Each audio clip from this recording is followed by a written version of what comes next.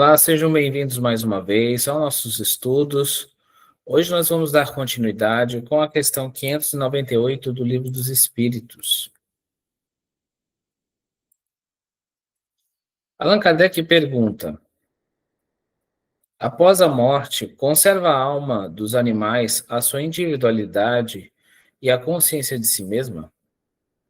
Então vamos pensar, por exemplo, um cachorrinho morreu. Ele continua, vamos dizer assim, o meu cachorro Marley vai continuar sendo a alma do Marley ou ele vai se desintegrar? O que acontece?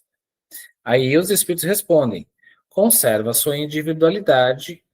Quanto à consciência do seu eu, não. A vida inteligente lhe permanece em estado latente. Ou seja, aquela alma que habitou o corpo do animal permanece da mesma forma, porque ela está em evolução. A consciência da vida que ele teve, não, porque ele ainda está no desenvolvimento da inteligência. Então, ele ainda não adquiriu consciência de si mesmo, da forma que o humano tem a consciência. Tanto que, às vezes, o animal às vezes se espanta com o próprio reflexo, né? Tem certas situações que o bicho até rosna para ele mesmo. Então, tem situações bem interessantes. Questão 599. A alma dos animais é dado escolher a espécie de animal em que encarne? E os espíritos respondem: não, pois que lhe falta livre-arbítrio. Então, o que vai acontecer? Se ele vai habitar o corpo de uma ave, se ele vai habitar o corpo de um cachorro ou gato, então ele não vai escolher, ele vai passar pelas situações das vidas que ele precisa para evoluir. Questão 600. Sobrevivendo ao corpo em que habitou, a alma do animal vem a achar-se, depois da morte, num estado de erraticidade como a do homem. Ele está perguntando se é semelhante à situação do homem no período entre vidas.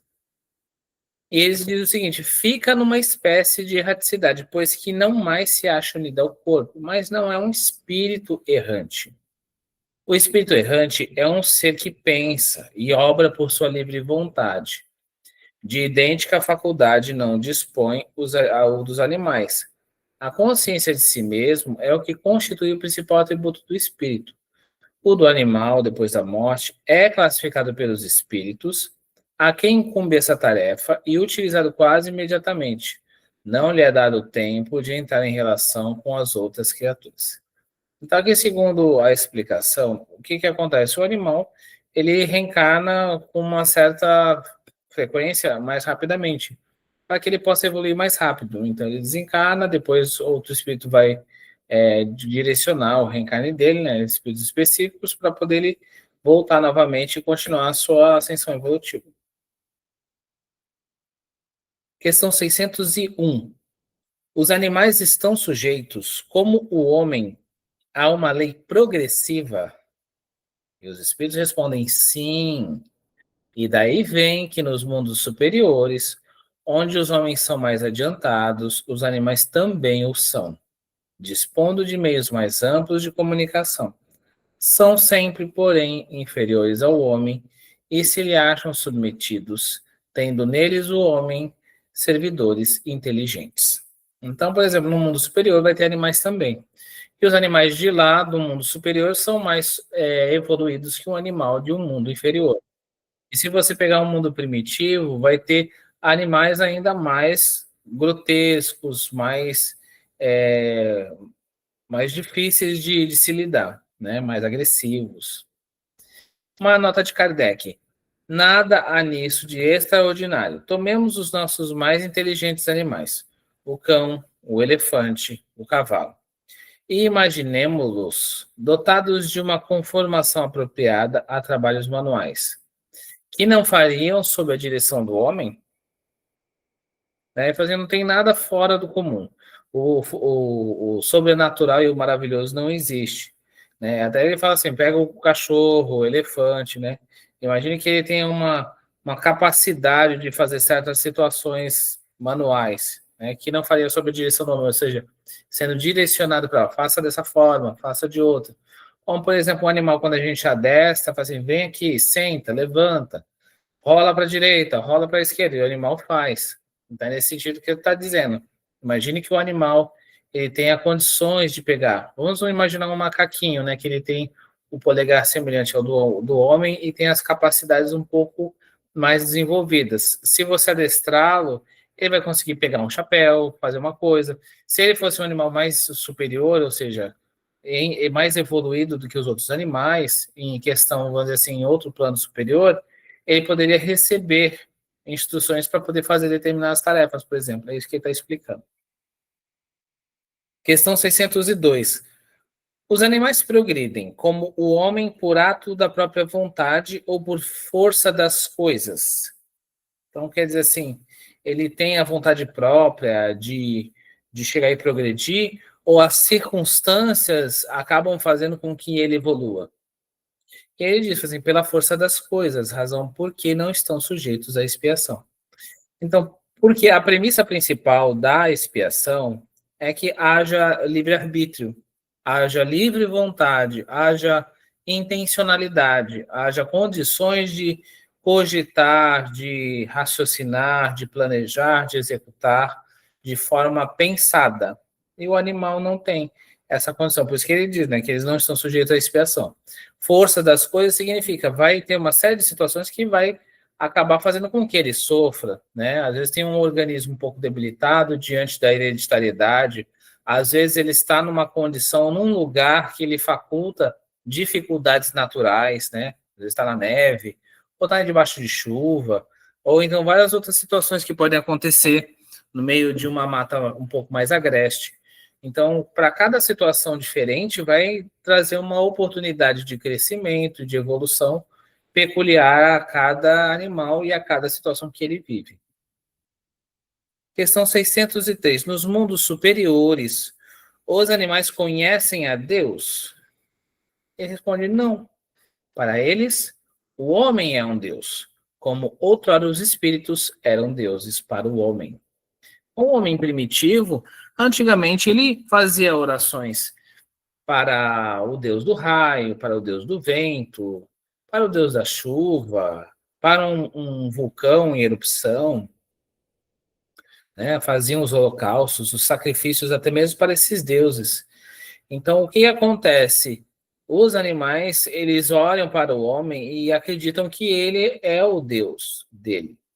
É isso que ele está explicando. Para eles, nós somos como se fossem os deuses, né? Então, tem uma forma de lidar com o humano de uma forma muito distinta. E assim acontece também com a gente, por exemplo, né?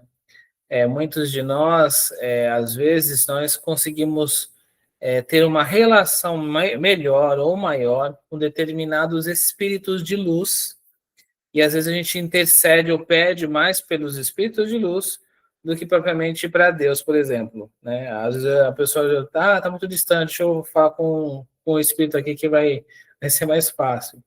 Então, é isso que ele está explicando. Conforme a gente vai evoluindo e crescendo, a gente vai tendo mais capacidades melhores para a gente poder discernir um pouco mais as nossas realidades.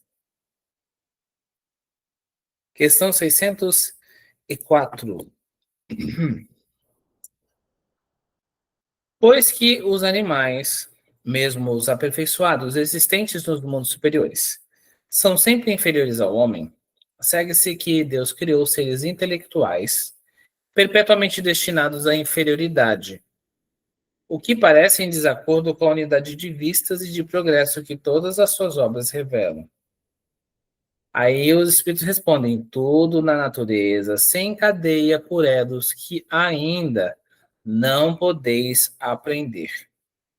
Assim, as coisas aparentemente mais díspares têm pontos de contato que o homem, no seu estado atual, nunca chegará a compreender.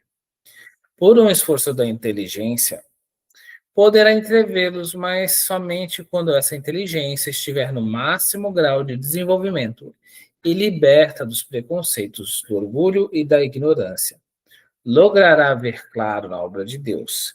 Até lá, suas muito restritas ideias lhe farão observar as coisas por um mesquinho e acanhado prisma. Sabei não ser possível que Deus se contradiga e que, na natureza, tudo se harmoniza mediante leis gerais, que por nenhum de seus pontos deixam de compreender a sublime sabedoria do Criador. Então, aqui o Espírito nos traz um entendimento que nós temos certas dificuldades naturais diante da nossa evolução que ainda engatinha, diante de patamares ainda não descortinados por nós. Então, às vezes, a gente encara as situações que nos chegam de forma equivocada. Por isso que ele fala, né, que assim as coisas aparentemente mais díspares têm pontos de contato que a gente não consegue enxergar e não vai entender. Então, talvez quando tiver um pouco mais de capacidade, vai tentar fazer com que possa entrever, possa perceber, possa buscar um meio de entendimento, ou seja, através de comparações que seja possível, ou por meio de que alguns espíritos possam ainda explicar certas coisas que ainda não está ainda no estado de revelação, né? Para que até então depois, mais desenvolvida a nossa inteligência, mais compreensível, a gente possa receber novas informações. Mas nós sabemos que o homem, por exemplo, segue no encalço do anjo, como o animal segue no encalço do homem. Então tudo evolui, tudo cresce, tudo passa por transformações. O que ele deixa aqui um pouco para o futuro são as explicações mais profundas sobre esses elos que até então, neste momento, quando ele foi editado, não cabia explicar, porque o Espiritismo, nesta época, ainda estava no início da revelação. Então, se trouxesse muitas explicações, ao invés de esclarecer, confundiria. Por isso que os espíritos sábios, como são, trouxeram a medida dosada do esclarecimento para que a verdade não ofuscasse a vista. Sobre pergunta A. A inteligência é, então, uma propriedade comum, um ponto de contato entre a alma dos animais e a do homem?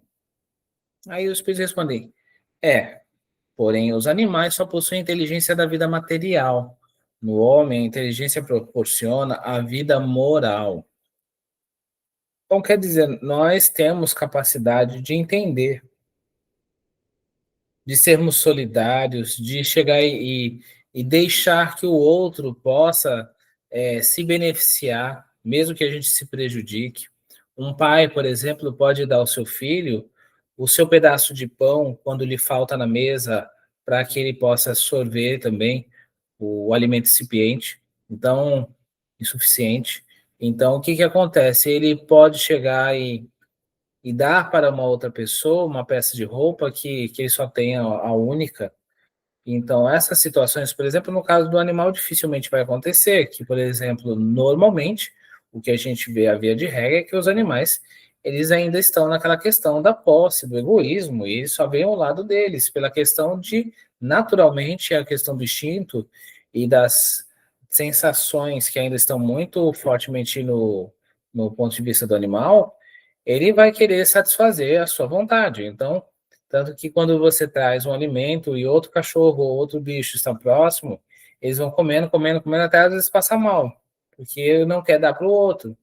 Então, essa situação não tem um contexto de moralidade, tem um contexto de eles só fazem isso de forma um pouco automática. Diferente do ser humano, que faz, quando faz alguma coisa dessa, faz com método, entende que é egoísta e mesmo assim faz. É isso que ele está explicando. A vida moral para nós, a inteligência proporciona essa capacidade de a gente entender o que é moral ou imoral. Os animais são. Questão 605. Considerando-se todos os pontos de contato que existem entre o homem e os animais, não seria lícito pensar que o homem possui duas almas, a alma animal e a alma espírita, e que, se esta última não existisse, só como bruto poderia ele viver? Por outra, que o animal é um ser semelhante ao homem, tendo de menos a alma espírita? Essa maneira de ver resultaria serem os bons e os maus instintos do homem, efeito da predominância de uma ou outra dessas almas? Então, aqui ele está dizendo assim, será que não tinham duas almas? Uma alma animal, uma alma espírita, como se houvesse uma divisão, né? É isso que ele está tentando dizer. Bom, tem a alma um e a alma 2. A alma um é material, animal. A outra alma 2 é espírita. É isso que ele está perguntando. Não é mais ou menos assim? E os espíritos respondem: não, o homem não tem duas almas. O corpo, porém, tem seus instintos, resultantes da sensação peculiar dos órgãos. Dupla no homem só é a natureza. Há nele a natureza animal e a natureza espiritual. Participa pelo seu corpo da natureza dos animais e de seus instintos. Por sua alma participa da dos espíritos. É um pouco aquela questão de que o Kardec pergunta, né? O que é a alma? Quando ele pergunta o que é a alma, ele fala que é a união do espírito com o corpo físico. Qual é a diferença entre a união entre o corpo físico e o espírito e somente o espírito? Justamente isso.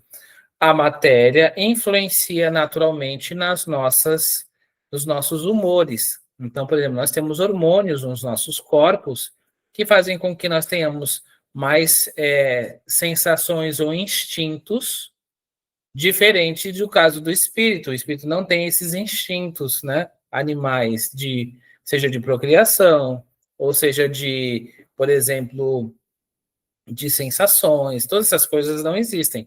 O que acontece em questão dos espíritos, quando chegam do outro lado, muito materializados, a influência da matéria permanece no corpo espiritual, mas porque ele conservou esse desejo, ele manteve essa materialidade, essa densidade.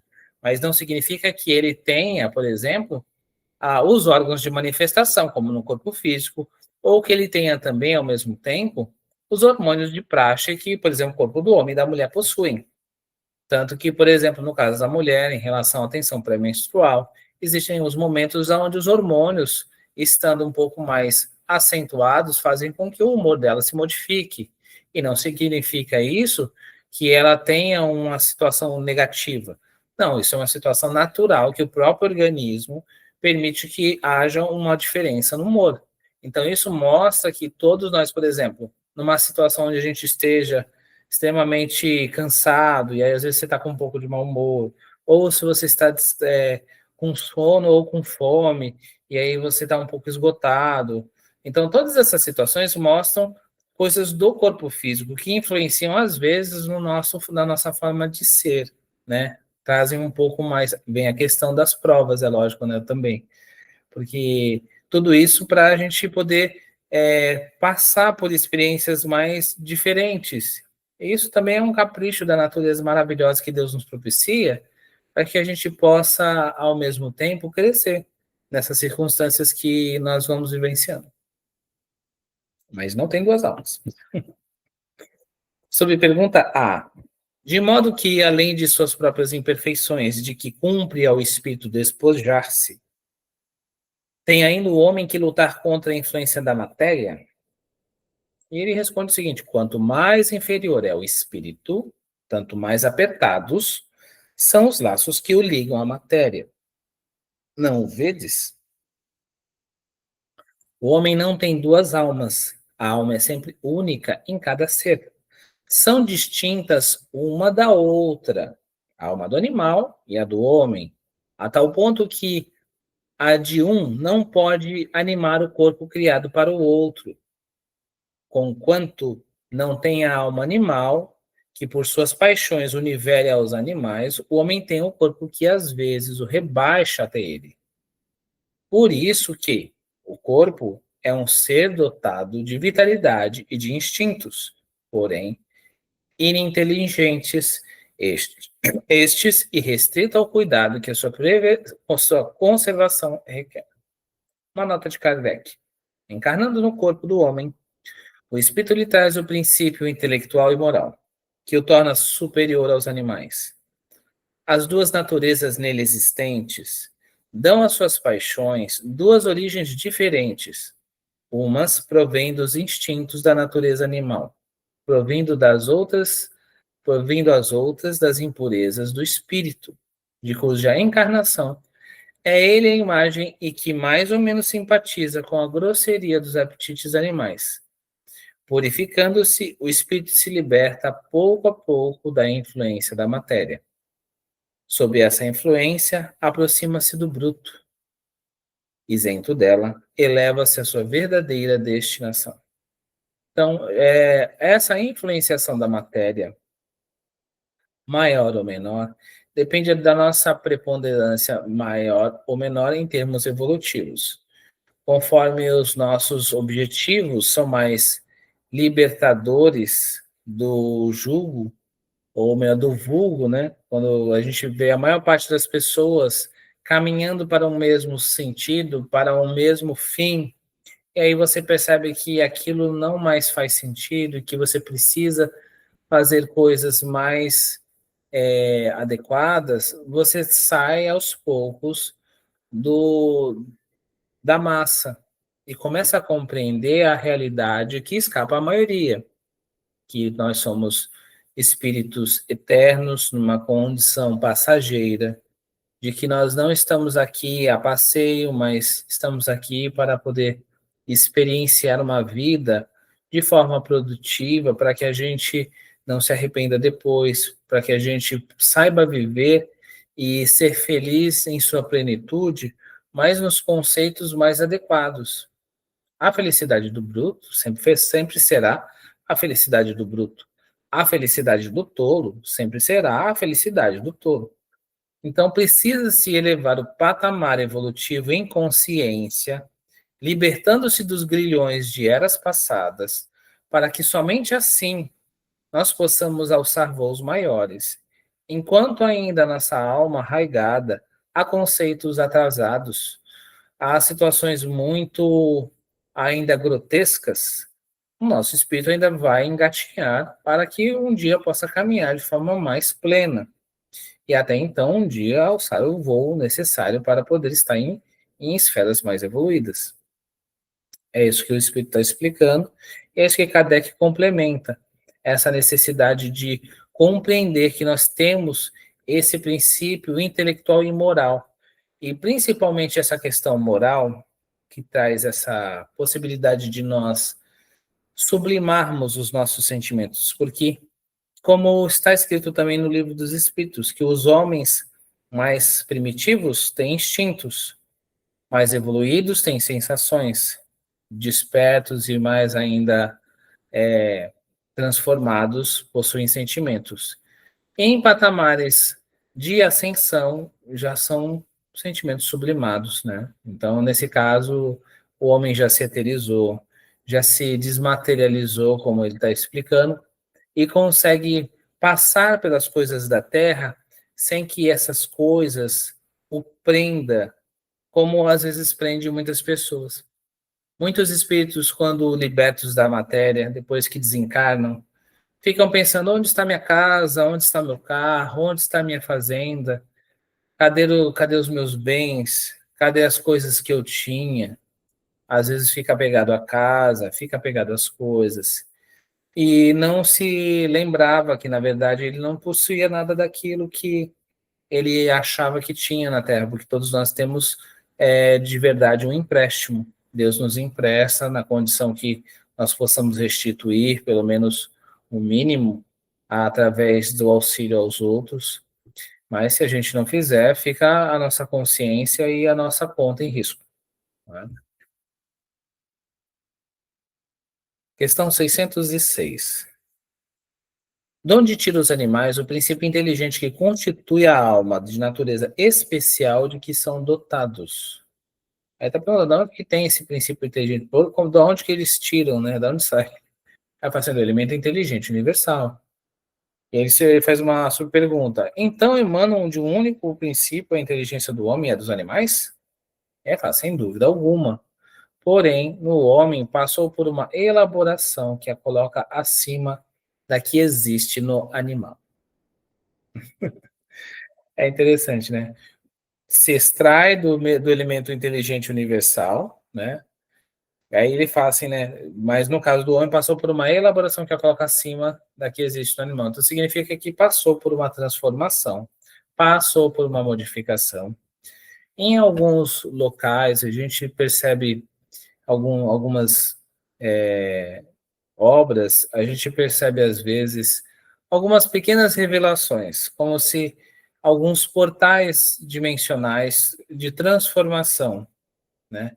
Como se fosse uma metamorfose, aonde um ser passa para um outro patamar evolutivo, como por exemplo o anjo, né, que está o homem evoluído e começa a nascer das suas espáduas as cintilações angélicas, que são necessariamente oriundas da questão evolutiva mais ascensionada. Quando ele chega nesse patamar, começa a nascer essas asas, né, supostas que a gente vê muitas situações de literatura, de desenhos de várias religiões, né, mostrando as situações das emanações, que na verdade são emanações, né, não são asas propriamente ditas, mas são vórtices de emanações através da ascensão adquirida. Tanto que a auréola dos santos, né, que a Igreja Católica muitas vezes veiculava, nada mais é que a questão do chakra coronário, quando ele está mais, quando o ser está mais iluminado, esse chakra ele adquire um diâmetro maior e ele adquire também uma luminosidade, como se fosse um anel dourado ou então de outras cores. Por isso que ele está explicando aqui um pouquinho, né, falando a respeito dessa situação, dessa modificação, essa elaboração que aconteceu no homem e que acontece também no animal em determinados momentos e que acontece naturalmente para outras faixas de evolução quando chega o momento de transmutação. Questão 607.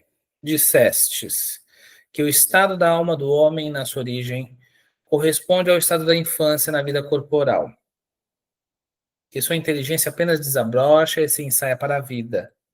Onde passa o espírito essa primeira fase de seu desenvolvimento? E os espíritos respondem, numa série de existências que precedem o período a que chamais humanidade. Então, aqui ele está dizendo assim, bom, tem momentos que, enquanto ele ainda está muito criança, acabou né, de adquirir uma condição hominal, aí ele parece mais como se fosse um bicho, é isso que ele está explicando. Então, nessa existência que precede ao homem propriamente dito, da forma que a gente consegue compreender, são existências de transição. Então, são momentos de mudança, de mudança necessária. Como a gente sabe que tudo evolui e tudo segue uma sucessão. Só que quando a gente percebe, por exemplo, quando você coloca a água para ferver, você não consegue perceber muita diferença quando ela está, por exemplo, de 99 ou 98 graus para 100 graus Celsius ou 101 graus. Apesar dela estar se transformando de estado, ainda assim você não percebe essa transição. Quando ela também se solidifica, quando ela está para congelar, você não consegue precisar enquanto ela ainda está nesse momento de solidez ou ainda quando ela está liquefeita ou quando ela está nesse momento de proximidade de transição, porque se confunde um pouco um com o outro. Fica um gelo meio molhado, ou se a gente fosse pensar como se fosse um gelo aguado, né? Então, é uma mistura de estados. Por isso que ele está dizendo, né? Está tentando explicar justamente essas dificuldades nas nuances. Mas sempre que a gente for analisar, a gente vai perceber através das coisas mais simples que tem no nosso redor as situações do que acontece também no reino espiritual, né? Do ponto dimensional também é dessa forma. Então nós temos várias situações diferentes que ainda, vamos dizer, para podermos compreender mais profundamente todos os processos, demanda um estudo muito acurado e uma condição de entendimento prévio de leis que a gente ainda não entende. Por isso que os espíritos têm uma certa cautela, né? Como sempre explicam, né? E até mesmo alguns filósofos explicam que o conhecimento é dado de forma gradual e adequada para aquele que recebe.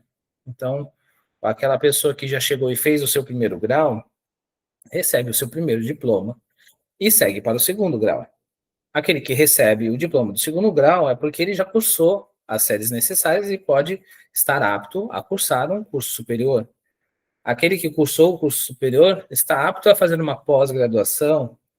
Aquele que fez a pós pode fazer um mestrado e depois fazer um doutorado, depois um PhD, né? E assim um pós, a PhD e assim por diante, né? Pode continuar a sua especialização. Mas porque houve uma sucessão de eventos onde a evolução intelectual permitiu que ele galgasse degraus e ele pudesse compreender as coisas sob um outro patamar. Então, é necessariamente condição para que possa perceber certas coisas sem confundir o entendimento das coisas mais básicas. Por isso que os espíritos têm muita dificuldade de explicar coisas que, no ponto de vista espiritual, às vezes não tem nem analogia. Como que a gente vai explicar uma coisa que às vezes não tem nem compreensão do básico? Então, eles se limitam a explicar o que dá para se passar, para não confundir. E aí tem mais uma pergunta aqui. Vou ler mais essa pergunta para a gente poder encerrar.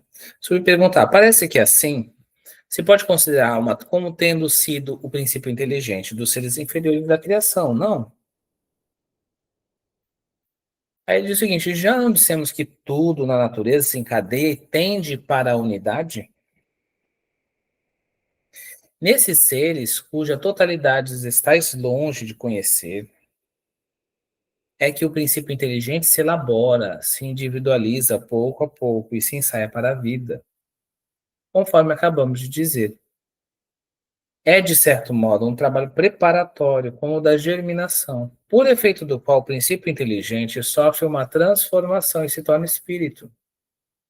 Então, entra então no período da humanização, começando a ter consciência do seu futuro, capacidade de distinguir o bem do mal e a responsabilidade dos seus atos.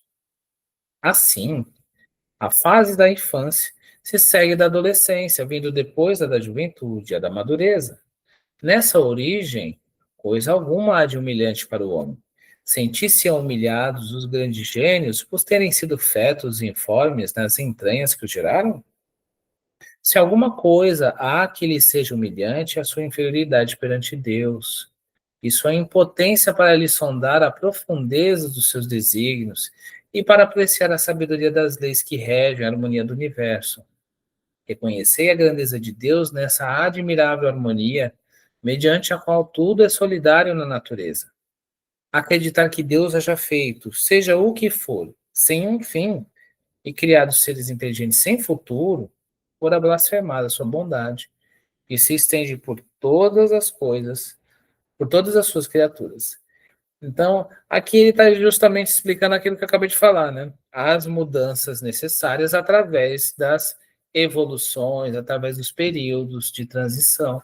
Então, ele trouxe, ao invés de chegar a trazer a situação da escola, ele trouxe uma questão natural, né? Você chega, você é criança, depois você balbucia, né? Começa a babar, e depois você começa a falar, andar, engatinhar, e assim por diante, até que você chegue à maturidade, né? À madureza. Os espíritos, da mesma forma, vão evoluindo.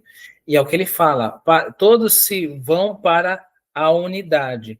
Então, nós nos aproximamos de Deus à medida que a gente evolui e cresce. Essa integralidade acontece quando nós estamos unidos a Ele. E para se unir a Deus, é necessário se despojar de tudo aquilo que afasta dele, que é as coisas totalmente avessas. Então, a compreensão de Deus, a compreensão dos propósitos, o entendimento das coisas mais sublimes, faz com que o homem veja as coisas de um patamar. Então, é um pouco parecido, por exemplo, com graus de consciência. Vamos pegar, por exemplo, uma criança que briga com outra criança. Essas duas crianças brigando, vem um adulto e fala assim, poxa, por que vocês estão brigando? Ah, porque ele pegou a bola de mim, ele me bateu, ele fez isso, ele fez aquilo. E aí vem um adulto que tem um grau de consciência maior e fala assim, parem de brigar, não é dessa forma. Se dois adultos estiverem brigando, discutindo por coisas banais, aí vem, por exemplo, o avô, né, ou seja, o pai dessas pessoas, né, mas, meus filhos, o que vocês estão fazendo? Vocês estão discutindo por uma banalidade dessas? Não tem porquê. Assim, eu já tenho condições de, já vivi tanto, porque entra outro grau de consciência acima dos outros, para poder apaziguar. E assim acontece também com os espíritos. Os espíritos mais elevados sempre aconselham, porque já adquiriram consciência, né, já conseguiram passar certos degraus, certos obstáculos, que esses outros é, é, ainda estão empacados, né, nesse obstáculo, estão parados ali. Mas só que conforme ele vai evoluindo, ele vai entendendo outras coisas e vai conseguindo se transformar cada vez mais.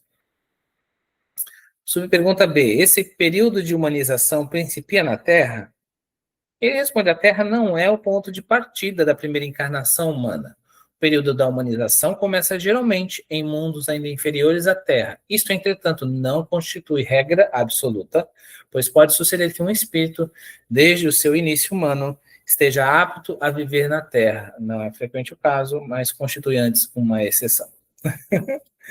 Então, aqui ele está explicando justamente várias situações de coisas que nós não temos ciência porque as coisas não são reveladas no todo, para que nós não nos confundamos. Então, é necessário compreender o básico para que a gente possa se aprofundar naquilo que às vezes escapa o entendimento. Mas ele diz aqui claramente que existem exceções. Agora, por que existem exceções? A gente precisa crescer bastante para a gente entender. Via de regra, o que ele está dizendo, que normalmente as primeiras encarnações são em mundos inferiores. Mas tem outras coisas mais interessantes que a gente ainda não tem ainda acesso. Mas, quem sabe, mais à frente a gente fizer por onde ter a capacidade de receber esses informes. Né? Mas precisa fazer por merecer. Vamos parar na questão 608, para nós darmos prosseguimento na próxima semana. Agora nós vamos continuar com o livro Respostas da Vida, do nosso irmão André.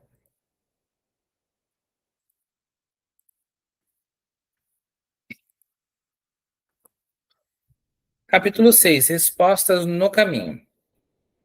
Trazendo sua consciência tranquila nos deveres que a vida lhe deu a cumprir, você pode e deve viver a sua vida tranquila, sem qualquer necessidade de ser infeliz. Primeira premissa que ele traz. A consciência tranquila nos deveres que a vida lhe deu a cumprir. Se você não tiver com a consciência tranquila, não adianta que você não vai ter condição de ser feliz. Mas, se você tiver a consciência tranquila, você pode chegar e realmente ficar bem. Auxilie os outros sem afligir-se demasiado com os problemas que apresentem, porque eles mesmos desejam solucioná-los por si próprios. Ou seja, resolver um problema não significa você se influenciar pelo problema dos outros. Quando nós temos uma situação pendente necessária para resolver, nós vamos buscar resolver, mas nós não podemos nos perturbar com ela. É diferente. Foco, compreensão, mas sem exasperação, sem desespero. Não se fixe tão fortemente nos aspectos exteriores dos acontecimentos, e sim coloque sua visão interna nos fatos em curso, a fim de que a compreensão lhe clareie os raciocínios. Então, às vezes a gente vê as coisas de um ponto de vista equivocado. Às vezes a gente superdimensiona os problemas. É isso que ele está dizendo, né? É não chegar e começar a exagerar, não se olhar para um ponto exclusivo, a abstrair a situação, veja por um outro ponto de vista. Será que é assim mesmo? Deixa eu ver por outro ângulo, como que seria, o que está acontecendo. Tento analisar por outros meios, por outros pontos de vista, para poder ter um raciocínio claro, ter uma visão clara. Dedique-se ao seu trabalho com todos os recursos disponíveis, reconhecendo que, se houver alguma necessidade de modificação em suas atitudes, a sua própria tarefa lhe fará sentir isso sem palavras.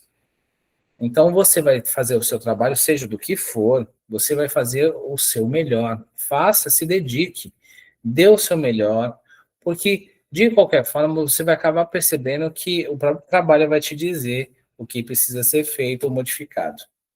Se você experimentou algum fracasso na execução dos seus ideais, não culpe disso, senão é você mesmo, refletindo na melhor maneira de efetuar o reajuste. Porque às vezes é comum a gente chegar e falar que o outro que foi responsável, né? Ah, não deu certo porque você chegou e fez isso, porque fulano de tal não me ajudou, porque aconteceu tal coisa, e sempre a gente fala que é o outro, mas não fala que é a gente.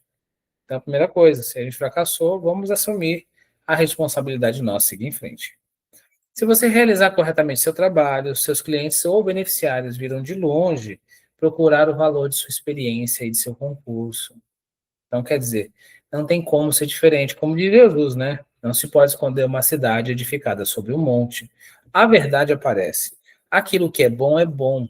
Aquele trabalho que é notório, ele se mostra naturalmente. E a pessoa que tem as condições que são desejáveis, ela sempre vai ser a procurada. Então, um profissional, por exemplo, que seja um exímio profissional, ele sempre terá bastante requisição, porque ele realmente faz a diferença, e realmente ele é procurado. Em qualquer indecisão, valorize os pareceres dos amigos que lhe falem do assunto, mas conserve a convicção de que a decisão será sempre de você mesmo. Ou seja, a gente sabe que muitas vezes a gente pede a opinião dos outros. O que você acha a respeito desse problema que eu te apresentei? O que você sugere diante dessa circunstância? E aí o amigo vai falar, eu por mim eu faria isso, eu acho que está certo, não, acho que está errado.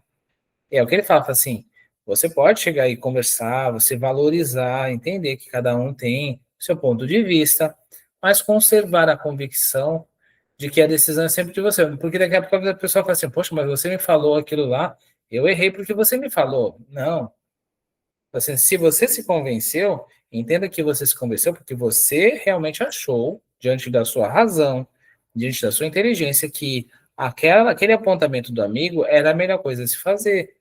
E se por acaso você fez e você, vamos dizer assim, não se saiu bem, você tem que lembrar que essa decisão foi sua e não dele. Ele só te deu uma opinião, como você pediu, ou você acatou quando a sugestão porque você quis.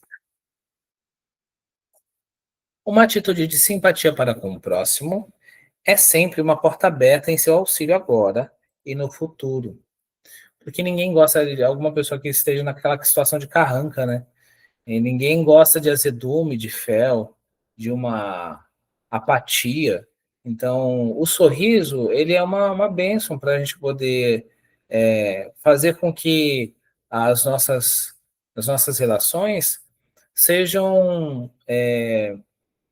vamos dizer assim, lubrificadas através do azeite, do bom humor, da cordialidade, do respeito, né? Sem os exageros, é lógico.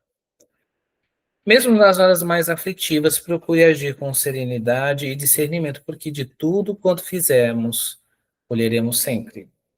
Então, às vezes a gente está com problemas muito sérios e a gente pode se desesperar. É nesse ponto que ele está falando, não se desespere, tenha calma, tudo vai passar. A desculpa ante as faltas de que você tenha sido vítima, invariavelmente, é ação em seu próprio favor. Então, às vezes você chegou e acabou tendo a situação, você se prejudicou, e aí o que que acontece? Todas as coisas que devem vir à tona, todas as situações que precisam ser esclarecidas, virão. Então, se você chegou e você cometeu qualquer situação, ou você aconteceu uma situação e você foi lá e, por favor, peço desculpas, então sempre você vai ter uma possibilidade melhor de ser compreendido. Quando provações e dificuldades lhe pareçam aumentadas, guarde paciência e otimismo, trabalhando e servindo na certeza de que Deus faz sempre o melhor. Então, na nossa vida, a gente passa por provações, vai passar por dificuldades, sempre acontecem, né? Mas às vezes parece que ela está bastante grande, né? Assim, meu pai do céu, o peso eu não estou suportando. E aí, o que que ele diz? Assim, guarda a paciência, otimismo e continua a trabalhar, a servir, na certeza que Deus sempre é bom e sempre traz o melhor para você. E realmente é assim. E se a gente guardar essa certeza, a gente vai ter cada vez mais condições melhores para poder viver a vida bem, de forma mais otimista, mais feliz, porque não é o que a vida nos traz, mas é a forma que nós encaramos aquilo que a vida nos trouxe. O ponto de vista distorcido traz naturalmente a distorção em si. o ponto de vista aclarado traz naturalmente a clareza que descortina as trevas. Todo aquele que se irmana no amor e que ama, ele compreende todas as coisas. Aquele que odeia, ele afasta tudo o que auxiliaria na compreensão. Porque o próprio sentimento, ou ele pode trazer uma coisa boa, ou ele pode trazer uma coisa ruim. Pode ser um bálsamo que consola, ou um veneno que pode matar. Então, as nossas escolhas podem ser para o bem ou para o mal. E todo dia a gente faz escolhas diferentes. Que a gente possa fazer escolhas boas, que a gente possa gostar daquilo que a gente vê, daquilo que a gente faz, daquilo que a gente sente, como a gente leu na mensagem. Há a possibilidade de nós sermos felizes tanto quanto a nossa condição evolutiva, né, de evolução, permita, porque há níveis de felicidade diferentes, como há possibilidades de gradação infinitas. Então, Emmanuel fala justamente isso, né? E aí ele até fala que a felicidade mais alta é a de cumprir os desígnios de Deus, onde e como ele queiras, hoje, agora e sempre. Essa é a felicidade mais alta, a felicidade dos espíritos de luz, a de servir a Deus como ele quiser. Ou seja, não é de ser servido, é de trabalhar, de ajudar. Quando a pessoa está no trabalho e compreende isso como uma bênção maior, quando ela cada vez mais se devota, mais se abnega, ela começa a ter clareza. É um pouco parecido com aquela situação da Matrix, né? Ele toma a pílula da verdade e começa a ver todas as coisas mais claras. Assim, nossa, eu estava iludido, estava no reino aqui das ilusões. Agora eu acordei.